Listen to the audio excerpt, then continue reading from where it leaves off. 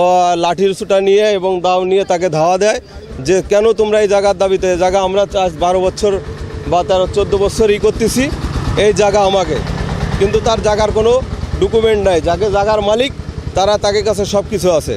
এরপরে মনে করেন যে এখানে আশেপাশে যারা আছে তারা শুধু তাকে একটা ঘাই দেয়, একটা ডিল মারে, পাশের বাড়ি ডিল মারে, এই বিভিন্ন অত্যাচারে আমরা জর্জরিত হয়ে গেছি। তাই আমাদের আবেদনটা হচ্ছে যে আমরা এর একটা সুস্থ ভালো কিছু চাই।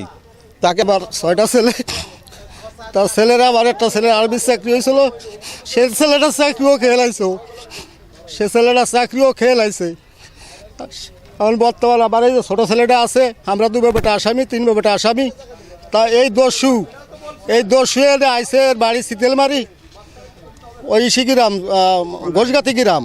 ও আজ 2 বছরের জায়গায় আইসে চান্দা মান্দা এই সমস্ত সকলের কাছে চায়, মামলা দেয়, চান্দা চায়। আমরা চান্দানি দিনে বলিয়া সে আমাকে হয়রানি করতেছে এই জায়গা। ধরেন আমাদের কিছুদিন আগে 10 জনের মামলা করছে। আমি ওই গোপালের দোকানদারি করি, কিছুই জানি না।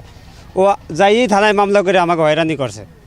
আমরা রিসের থেকে আইছি, জামিন হয়ে আইছি, তারপরেও পুলিশের টাই নিয়ে তার নিজের ছেলেরে মাথা কাটিয়ে চলে যায় থানায় যাইয়ে বিশ্বের বাসায় যাইয়ে উলট পালট জামা কাপড় খুলে কি মামলা নিতে না চালেও এগুলো করে মামলা নিয়ে আমাকে হয়রানি করে। আমরা রাত্রে ঘুমাইতে পারি না।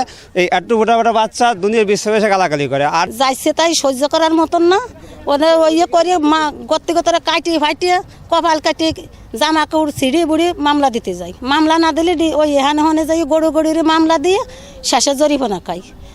আমার একটা ছেলে গাড়িতে, একটা ছেলে কিষানবাতে গেছে, আমার একটা দেওয়ার গাঙ্গের উপর মাছ মারতে গেছে, আইসি শুনে তারা আসামি। আমরা একদিন আনি দিন খাই, আমরা এই কেস কামবাই চালাবো আর পলাই থাকবো, বেটে গিয়ে পর্যন্ত আসামি দিতে যাই। স্কুলে পড়ি ওইটা আমাকে গাড়ে গাওয়াই, আর আমার এই যে জিব্বে কাইতে লেগেছে গাওয়াইয়া, আর আমার এরম টিক জবই দিতেছে, আর আমার আম্মুলি একা রাস্তায় পায়ে মারছে, আর আমার এই দেখাই দিচ্ছে। নদীর ঘাটে দুহর পাতি মাছ টাছ মারিয়ে খাই। আমার এই জাল মুহর এগুলো সব চুরি নিয়ে যায়, আগুন দিয়ে ফোড়াই দেয়, দাউ দিয়ে কুহাই কাটি ফেলায়। পরে আমি গতকালকে আমি জাল পাতি যাবো আর কি, তখন আমার দা দিতে গেছে আর চাল রান্দাও নিয়ে ফুরকান। হ্যাঁ, আমার নামে মামলা হয়েছে যে ওরা মামলা দেশে একবারে শুধু আমাকেই মাইরে দূরিয়া আমাকে ঘুরে অত্যাচার করে আবার আমাকে নামে শুধু মামলা দেয়। এখানে থাকে ও এলাকার লোকজনে পাগল বানা ফেলা অতিষ্ঠ করিয়া, এবং আমাকেও ছাড় দিচ্ছে না, আমাকে নামে থানায় অভিযোগ করছে। এখন ওরা যাতে এখান থেকে চলে যেতে পারে সেই ব্যবস্থা করে দেবেন আপনারা। মানে এলাকার লোক ওকে চাষেই না যে ওরা এখন থাকুক, ও সবাই অতিষ্ঠ পাগল হয়ে গেছে পুরো জন্য। এই ভাষে প্রায় 50টি ফ্যামিলি আছে ভোগান্ত, আর এরাও আমাকে নালিশ করে আপনারা জায়গা দিচ্ছেন, আপনারা একটা কিছু করেন।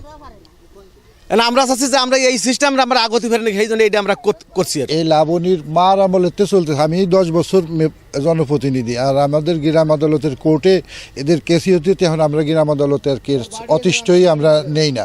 এই কেস থানায় চলে গেছে, কোর্টে গেছে, সেই কোর্টের থেকেও কেস উঠে আনবে আমাদের গ্রামীণ আদালতে, সেই তদন্ত পাঠাইছে, সেই রিপোর্টও আমরা করে দিছি। ওর মা মারা গেছে, মারা যাওয়ার পরেও সেই মহিলা সে কেসটা তুলে প্রতিনিয়ত এখন অহেতুক ওরে এই গ্রামের আশেপাশে যারা আছে, মানে এরকম ব্যাপারটা হলো যে 1 কেজি চালি 1.5 কেজি নুন দিছি এই কথা বলে এরকম ঝগড়া লাগায়। মহিলাটা ঠিক এই প্রকৃতির। সে অনৈতিকভাবে চলাচলতি করে। যেগুলো এখানে 50টি ফ্যামিলি আছে, 50টি ফ্যামিলি ক্ষতিগ্রস্ত। দেখেন 2-1 সাথে ঝগড়া থাকতে পারে। আমরা বিভিন্নভাবে তদন্ত করে দেখছি যে আমাদের কোনো মিথ্যার আশ্রয় নিয়ে ওই পরিবারটা যেভাবে থাকে ক্ষতি না হোক, কিন্তু এই আমরা দেখলাম যে না, এই দুষ্কৃত এবার এর চলাচলতি ভালো না, এ অনৈতিক কাজের সাথে পরিষ্কার হলে জড়িত।